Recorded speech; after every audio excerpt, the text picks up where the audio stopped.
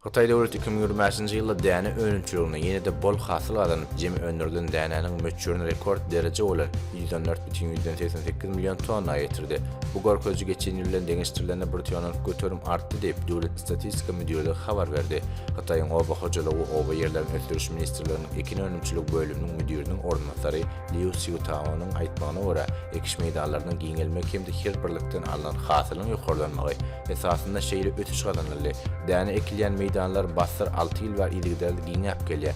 Şol sany ýokary hasyl beren Mekkejowynyň meýdany 3,3 million mu 220 hektar töwre köpelli. Şonuň ýaly Xitay döwleti 7 etrapda soýa we ýağ berji ekilleriň önümçiligini ýokarlandyrmak boýunça çäreler güýçlendirdi. Ýerleriň, tohumlaryň tehnikanyň we ekiş usullarynyň utgaşdyrylmagy önümçiligiň netijeligini ýokarlandyrdy hemde idigidäli ötüş gadanmaklygyna mümkinçilik berdi. Ýurt boýunça 88 million mudan tahminan 587 million hektardan gowrak meýdanyna suw we döküller toplumagyny döwürmek ulgamy ornaşdyryldy.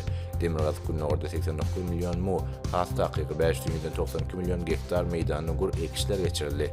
Huanhuai Hay vilayetinde gurokluğa ve keselleri çydamly görnüşler ekilip, her mu meýdany ösürmek sany 200-den 500'e çelli köpeldili. Gün ortada şaly ekiş meýdanlary 75 million mu, has takyky 5 million hektara ýetdi. Hasylyň ýokarlanmak däne önümçiliginiň umum ötüşiniň 90 götüründen gowragyny düzýär diýip Liu Xiaotao düşündirdi. Howa şertleri bilen baglanyşykly ýetkileri azaltmak üçin degişli tehnik görkezmeler taýýarlanyp, gurokluğa garşy çäreler, suw joşmalarynyň öňüni almak we ziýan berçilere garşy görüş üçin merkez hökümet tarapyndan 6 milyar yuandan 850 milyon Amerikan dollarynyň gowrak segişde bölünip berildi.